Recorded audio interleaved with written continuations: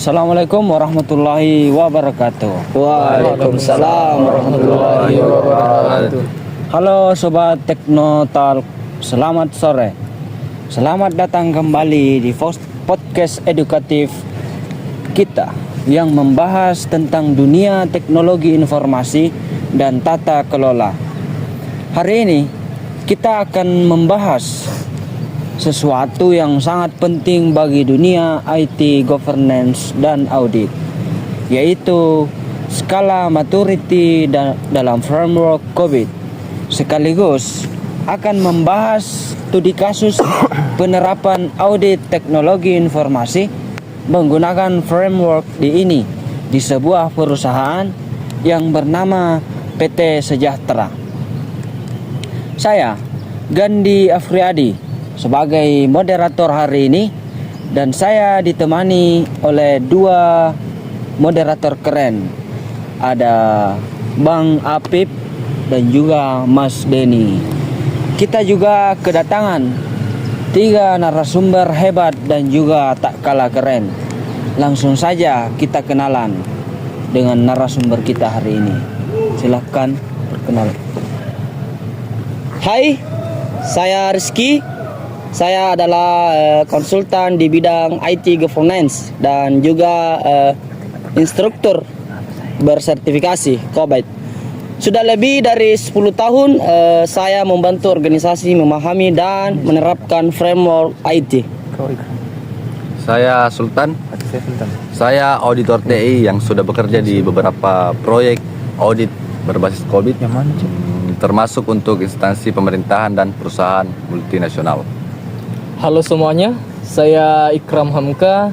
Saya menjabat sebagai Kepala Divisi IT di perusahaan PT Sejahtera.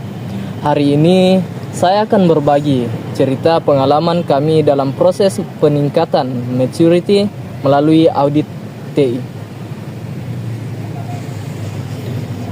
Oke, Pak Rama, kita sering dengar tentang skala maturity di COVID. Sebenarnya apa sih maksud dari skala maturity itu? Baik, Pak Gandhi.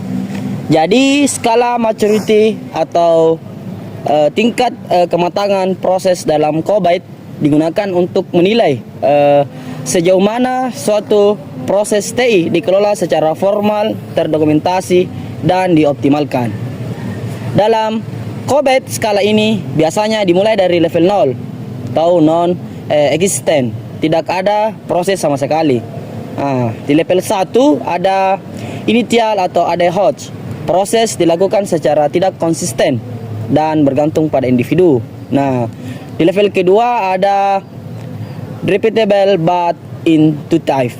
Proses sudah dilakukan secara berulang tapi belum terdokumentasi. Di level ketiga ada definite, proses terdokumentasi dan distandarisasi.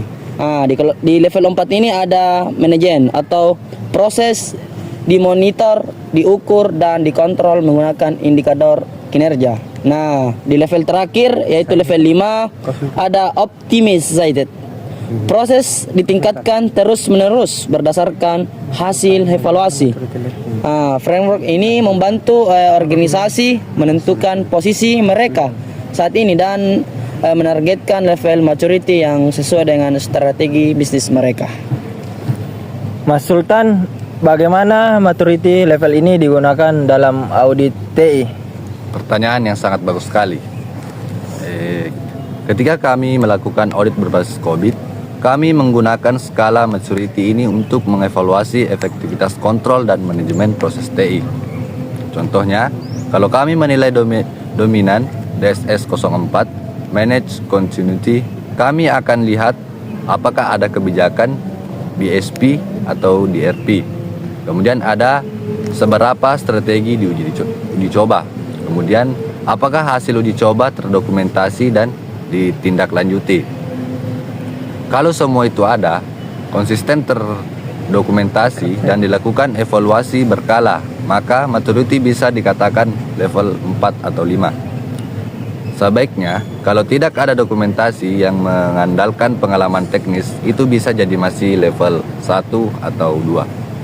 Baik, Mas Ikram, bisa cerita sedikit tentang kondisi awal proses TI di perusahaan Sejahtera sebelum audit dilakukan? Nah, tentu saja. Jadi saat kami di audit pertama kali, khususnya pada domain DSS 03 atau Manage Problems, proses kami masih sangat bergantung pada teknisi senior. Tidak ada dokumentasi resmi. Kalau ada masalah, ditangani langsung tanpa root cause analysis atau dokumentasi. Hasilnya, ya, proses kami dinilai berada di level 1 atau inisial. Itu cukup umum untuk organisasi yang belum menerapkan IT governance secara formal. Apa langkah awal perbaikannya? Nah, langkah awalnya itu kami memulai dari hal sederhana. Yang pertama, membuat SOP dasar penanganan insiden dan masalah. Yang kedua, menyusun alur eskalasi masalah. Terus yang ketiga, sistem ticketing.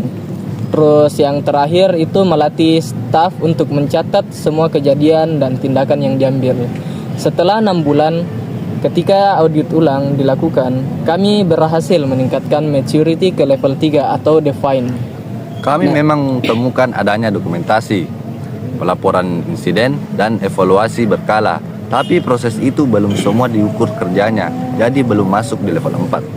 Apa tantangan paling besar dalam meningkatkan maturity level?